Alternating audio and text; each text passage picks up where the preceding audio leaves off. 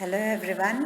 Today we will be discussing on the architecture in .NET. So one by one we will be discussing all the concepts. Earlier we have learned about the CLR, CTS, CLS and the FCL concepts. So in future what and all concepts which are there involved in the architecture, that we will be learning. So first we will be having the various concepts in this particular architecture. One is we will be learning about the concept of how to handle the like CLI. What happens in CLI, what is the structure in it, that we will be learning. So one by one we will be learning it. So CLI concept we will be learning, CLR we will be learning, GIT, we will be learning about the CIL concept, we will be learning about BCL, FCL, CTS and CLS. All these in detail we will be learning in this session. So next, moving on to this session part, we will be learning about the various concepts in it. You have already learned about this structure in the previous session we have learned. So this structure, all the concepts which are said to be present in this structure we will be learning today.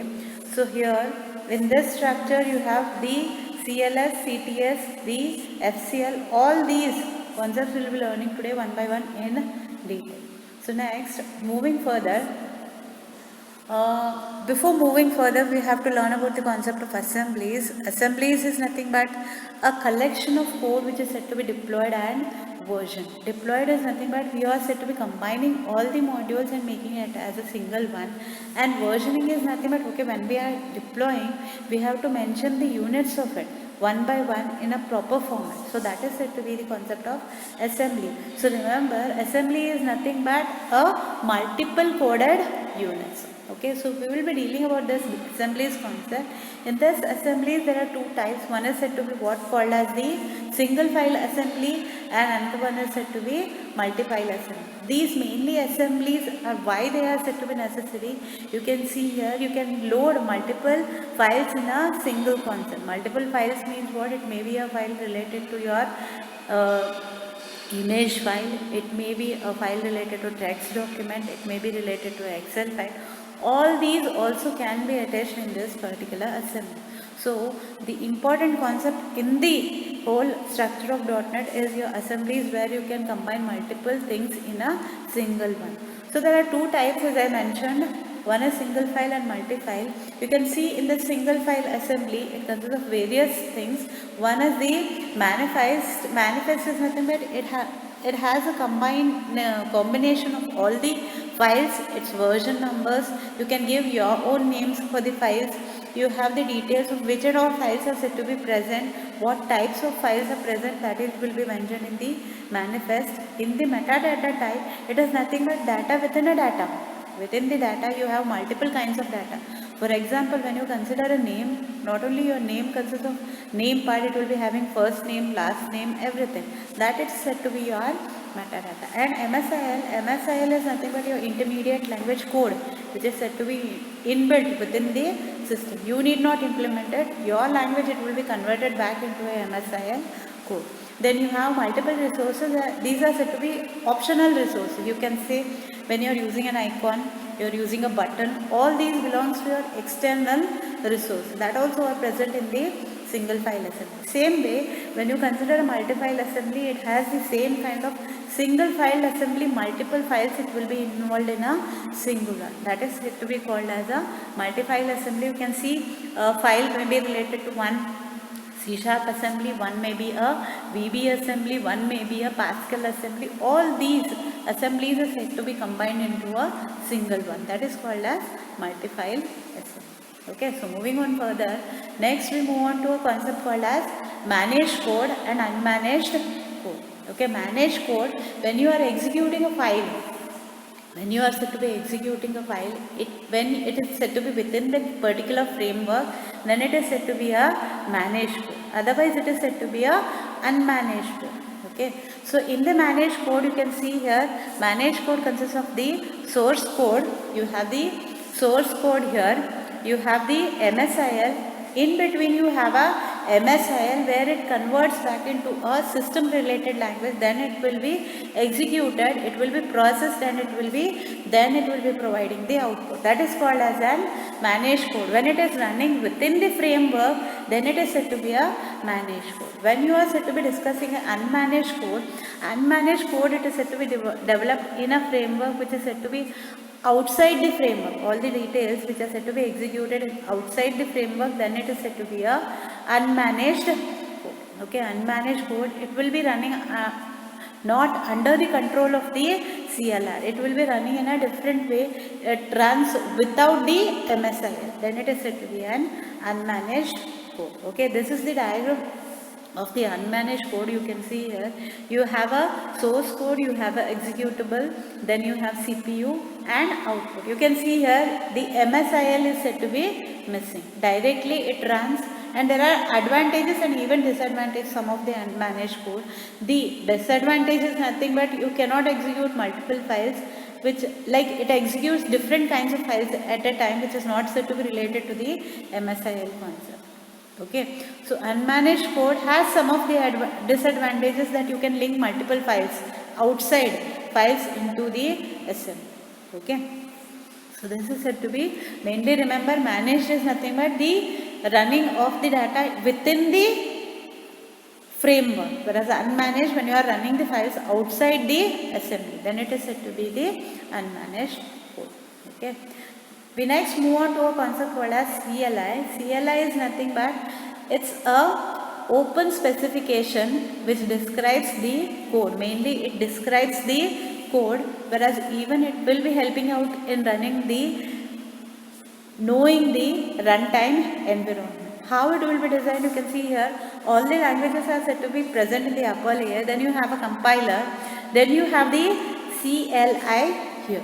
CLI is nothing but it will be converted into a combined language, which is a system oriented language. Okay, that it will be converted, and then it will be converting back into the binary language here, and it will be placed in front of you within the system. Then when you are accessing back, once again a reverse process is being considered, binary to CLI, then the compiler execution, then it will be converted back to your specific language. Okay, that is said to be the CLI. Further, you will be learning in the CLI part called as the language interoperability. In the CLI, you can have multiple languages to be incorporated in a single concept. Where you can see here in the example, what has happened is, here the language is said to be executed is in the VB. Okay, here it is said to be a language which is said to be used as C#, and here the code which is executed in the VB language. So from here the C# language is said to be calling the details from the VB language. So this is called as language interoperability. Here I can execute one class in the C#, another class in VB, and I can incorporate these features in the C# class. Okay, like that language interoperability can happen. This is called as language interoperability. When we are said to be compiling in the .NET, you can see how it is being compiled here. How it is being compiled here is, you can see here when it is said to be compiled, you are said to be using the various languages in which you are said to be writing the code. Then it will be turning it out into a MSIL. Then within that you have the CLR here. Then you have the just-in-time compiler. Then you have the native code. All these are said to be combined in the CLR. And within that you have the unmanaged native code. Unmanaged native code is nothing but when you are running within this framework, then it is said to be managed. When it is outside, when I am said to be fetching from outside something, for example, I am downloading a file here, then it becomes unmanaged. Okay, that it will be compiled by a JIT compiler, then it will be executed. Okay, this process is called as the compilation process. Okay, then in this concept, compiling process, what happens is, it is not said to be directly compiled. The CLI, LI or CIL you can see here. It is not directly converted, but it is said to be converted into a code which is said to be machine understandable code. So here, when you are said to be combining, when you are said to be running the code, it will be having the various concepts which you have to learn. While it is said to be compiling, there are two concepts. One is said to be a metadata. It's nothing but it describes all the files which are said to be present within the coding concept. All the files means what? You are said to be running various parameters, you are said to be running many functions, or it is called as methods in C#. All those it will be present. Various interfaces are there that you will be learning. That it is said to be your metadata. Whereas manifest, where you have the files are said to be named, are said to be version, they are said to be executed. That comes under the manifest part. Okay, so when you are compiling, you should be knowing the two concepts. One is metadata, where it consists of various classes, methods, everything that it will be present in the metadata. Whereas in the manifest, the version, which file, where it is said to be fetched from, everything it will be there in the manifest, that it will be accepted here. So that in this part, it is not directly it is said to be compiling, it should be having the concept of how the metadata is being fetched and how the manifest is being run in the system. That you should be knowing. That is said to be the compiling process. Okay. So this is called as compiling process and dotted. Next we move on to a concept called as CLR. CLR is nothing but it's an environment. It's a runtime environment. Mainly it runs the code and it provides the services for the coding concept. Services is nothing but, okay, when I am said to be running a code, it has to be provided with all other facilities, nothing but you have to provide the security for it, you have to provide the various facilities, like it may be downloading facilities, it may be like fetching the files from somewhere else. All those facilities it will be provided by mainly the CLR. Okay, so CLR, what do you mean by CLR is, you can see here, it helps in running the code and it provides the services for the coding concept. That is the main aspect of a CLR. Okay, this is the structure of a CLR. You can see here the main structure. What does it say is, you are said to be having a structure which involves the base class library. It's nothing but within the programming concept you need a base class library. You have to support the XML files, other languages files, the concept of the GUIs you have to implement within the programming concept, that it will be present in the base class library. Thread support is nothing but it can execute only one process at a time or multiple processes at a time. How to run it, that it will be through the thread support. Then the COM marshalizer is nothing but the component object module. It's nothing but when I am designing something, I will be using the external interface. That interface it is through the COM marshal. Then you have the type checker, it will be checking out the data types which are being used within the system, that it will be there, and it will said to be having the exception manager which handles the exceptions. Okay, handles the exceptions and the debugging the exceptions, nothing but errors is being done by the debug engine, and within the engine the services or the security is being provided. That comes here in the CLR. Then it will be in the CLR only you have the CIL, nothing but the intermediate language, that is said to be your MSIL. Then you have the code manager, it manages the code, in which code you are writing, that it will be managed here by the manager. Coding concept, I may be using a C language, I may be using a C# language, I may be using Java language, I may be using a VB language, that it will be managed by the code manager. So in a single framework you can use multiple languages, that is said to be your code manager. Whereas a garbage collector, okay, when the data is said to be used for a longer period of time, like maybe 1 year, 2 years, 3 years, the data is being collected within the system. Okay, when you are said to be not using within the system, then the garbage collector automatically removes the data from the memory, that is said to be your garbage collector. And class loader, it can include multiple classes at a time, multiple features at a time, that is said to be your class loader, which is the part of the CLR. Okay, so this is the structure of the CLR. Okay, so next we move on to the CLR. You can see here how the diagram is being represented. You have a CLR execution here. You can see in the diagram you have a language which you are using, the executable file here. Then you have the assembly code, nothing but whichever assembly you may be using, VB assembly, it may be C# assembly, those assemblies will be present here.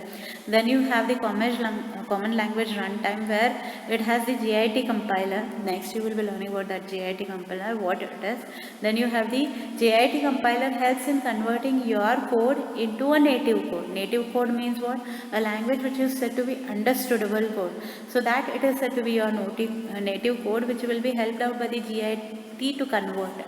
And you have the operating system services. Mainly what and all things which are being done here, it should be supported by the OS. Okay, so that it will be provided by the services part in the OS. Okay, this is the structure of the CLI. Next, we move on to a concept called as JIT. It's nothing but just-in-time compiler. Main aspect of the just-in-time compiler is nothing but it converts the MSIL to native code on the demand. Means on your demand, it will be converting the MSIL code into a native code, and it will be loaded into the memory. Whatever the data is being there, it will be converted back into its native code and it will be stored in the memory. Okay, so where it is said to be present, where the JIT compiler, in the previous diagram also we saw it, and here also you can see in the diagram, here the JIT compiler exists. Here your languages, your resources, the C# compiler, the MSIL, then you have the just-in-time compiler and the framework and the operating system, as you learned in the previous slide. Where it is said to be present, it will be directly converting into a specific code. Okay, that is said to be your JIT. In this JIT, you can see a normal JIT. Normal JIT, it's nothing but you have the MSIL. The normal JIT, what does it do is, here it will be converting compile method in runtime as needed. When it is needed, then only it will be compiling the code. Otherwise, it will not be compiling the code into the negative code. Your normal JIT. Whereas your Econo JIT runtime compiler, which hadn't done any optimization, removes method machine codes when it is not required. Mainly Econo JIT is nothing but your code, when it is said to be necessary, it will be bit by bit, it will be running the code.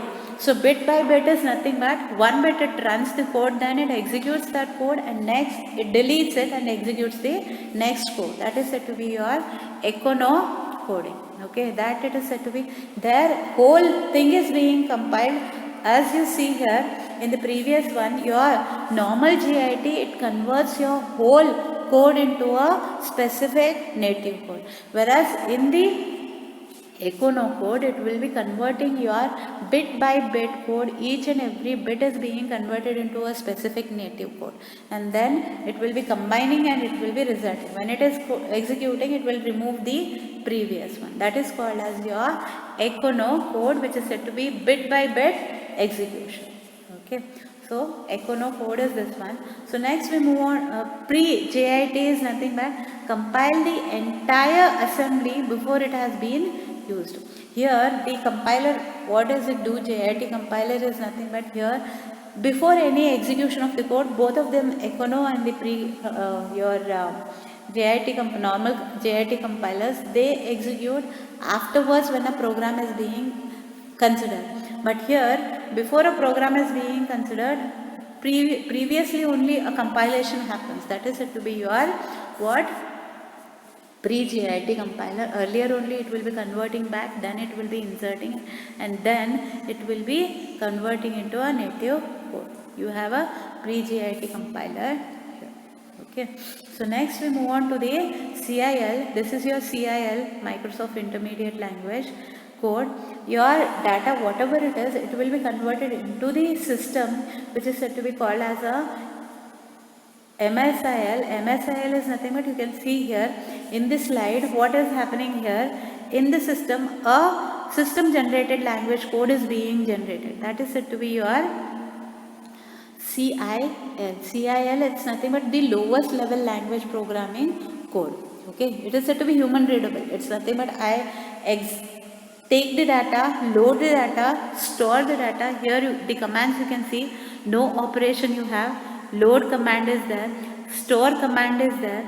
Here also you have store, load, then exit of the code, then you have once again loading and storing concept. That it is said to be present in the CIL. Okay, this is your part of CIL where it converts into a machine language code. Okay, then your base class library, it's nothing but all the main basic classes, basic elements which are said to be important for the coding, that it will be present in the BCL. BCL, you can see here main important files, the system core which executes all the executing commands. Here it will be present the debugging codes, you have the linking of other files, you have the management of the resources within the system, text files, combining multiple files and combining the database. All these can be executed in the BCL. All these are said to be present in the base class library. Okay, all the application related interface files, it will be API as application interface, that it will be present in the BCL. In the next slide, you can see which and all files are said to be present in the BCL. You have the system web, system windows.form, system data, system XML, and the system. All these are part of the BCL. Okay. And other inbuilt files are said to be present in this particular BCL. Okay. Next, same way you have the framework class library. The framework class library are the superset of files which are said to be present. Superset of files is nothing but which are not there in the BCL. BCL, over that is your FCL. What and all other things which are said to be necessary for the execution of the codecs, that is said to be present in the framework class library. For example, you have the ADO.NET files, Windows forms you want to connect, ASP.NET files, active server pages you want to connect. Maybe it is said to be website linking, that it is said to be present in the FCL. Windows presentation foundation, communication, everything inbuilt features are said to be present in the FCL. Okay, so here you can see in the FCL you have the Windows programming foundation, all its files, Windows forms, communication form, data and XML files, fundamentals, all those are said to be present in the FCL. Okay, so this is the part of the FCL where you have all the concepts. Then it is the common type system. Common type system is nothing but all the things which are said to be necessary to run a program, that is said to be present in the common type system. It's nothing but the data types which are said to be necessary, those are said to be present in the common type system. So here you have the language integration concept, that it will be there, like one language to another language, that you want to integrate, that facility is there in the CTS. The type safety is there, you want to provide the safety for your language, then it will be provided by it. Execution codes are said to be present in it, in the CTS. Then it will be combining multiple languages, nothing but running of multiple programming languages, it is supported by the CTS. And the rules and regulations to execute the files, it is said to be present in the CTS.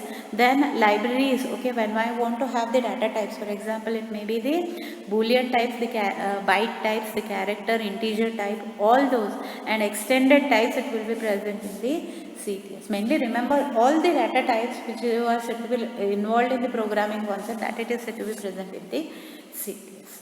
Okay. CTS also consists of the called as value types and the reference types. Value types is nothing but when I assign a value for the variables, those variables, each and every time a fresh copy is being prepared, that is said to be your value type. But when you consider the reference type, each and every time a fresh copy is not being prepared, that particular copy only it will be replaced by the another value. Okay, main file only it will be replaced with the another value. But when you are saying said to be a value type, each and every time the object value, it prepares a new copy of that particular object. One object, another object it will be provided when you change the values. That is said to be your value types.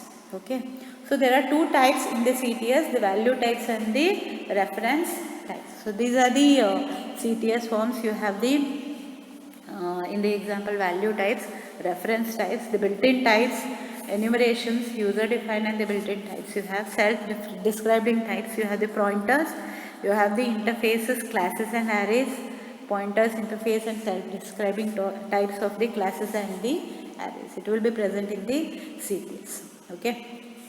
So next we move on is the common language specification. So last part of the architecture is your common language specification.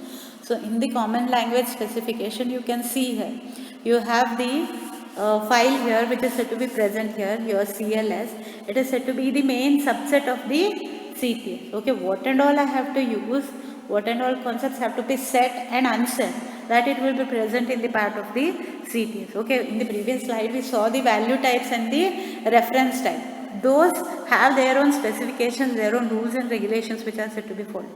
That it is said to be present in the CLS type. Okay, what rules means what? Integer type, the length of it. Okay, Boolean type, its types true and false.